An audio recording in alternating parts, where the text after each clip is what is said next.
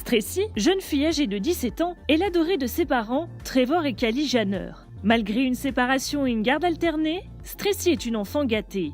En vacances chez ses grands-parents, à l'occasion d'une sortie avec son grand-père, l'adolescente, qui a la tête dans son nouvel iPhone plaqué or, vient heurter la canne d'une vieille dame âgée de 86 ans qui rentrait de son marché. Bilan : une fracture du fémur. Quelle responsabilité Mamie Fonda peut-elle engager en l'espèce ? Rappelons qu'en droit français, il y a deux types de responsabilités. La responsabilité pénale, qui a pour objectif de punir l'auteur d'une infraction, et la responsabilité civile, dont le but est la réparation d'un préjudice. Ici, seuls les aspects de responsabilité civile seront envisagés. Au sein de la responsabilité civile, on distingue deux formes de responsabilité. La responsabilité contractuelle et la responsabilité extra-contractuelle. En l'occurrence ici, c'est la responsabilité extra-contractuelle qui doit être étudiée, car Stressy, l'auteur du dommage, et Mamie Fonda, la victime du dommage, ne sont pas liés par un contrat. Ensuite, précisons que pour engager la responsabilité extra-contractuelle d'une personne, trois conditions doivent être réunies. Un fait générateur de responsabilité, il peut s'agir d'une faute, du fait d'autrui ou encore du fait d'une chose, un dommage et un lien de causalité.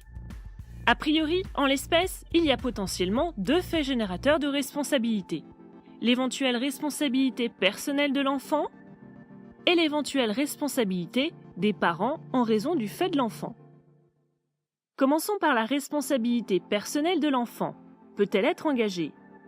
En ce qui concerne la responsabilité personnelle de l'enfant, rappelons que depuis les arrêts d'Erghini et Lemaire de 1984, l'absence de discernement de l'enfant n'empêche pas l'engagement de sa responsabilité civile.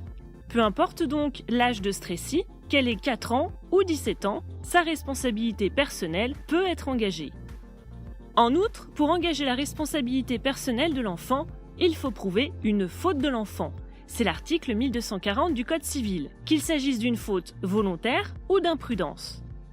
En l'espèce, Stressy semble ici avoir commis une faute de négligence, en ne regardant pas devant elle et en blessant Mamie Fonda. Nous avons donc un fait générateur de responsabilité, un dommage et un lien de causalité. La responsabilité personnelle de l'enfant semble donc pouvoir être engagée. Ensuite, la responsabilité des parents du fait de leur enfant peut-elle être invoquée ? Pour ce faire, 5 conditions doivent être réunies. Il faut qu'un lien de filiation existe entre le parent et l'enfant, que les parents exercent l'autorité parentale, être en présence d'un mineur non émancipé, une cohabitation et enfin un simple fait causal de l'enfant.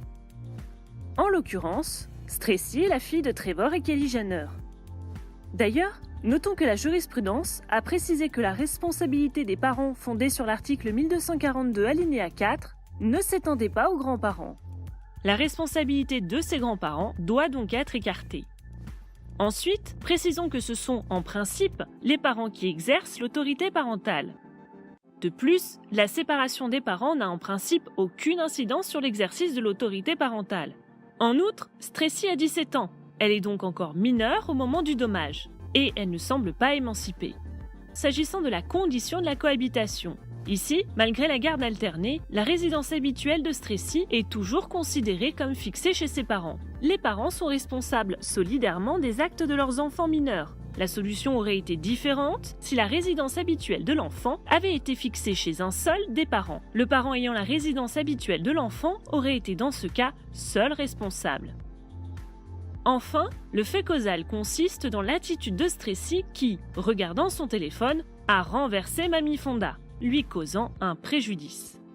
Par conséquent, ici, toutes les conditions pour engager la responsabilité des parents de Stressy sont engagées. Une dernière question se pose dans notre cas. Les parents peuvent-ils s'exonérer de leurs responsabilités ? Avant l'arrêt Bertrand de 1997, les parents pouvaient s'exonérer de leurs responsabilités en démontrant leur absence de faute dans la surveillance ou l'éducation de l'enfant. Depuis ce revirement de jurisprudence, cette cause exonératoire a disparu.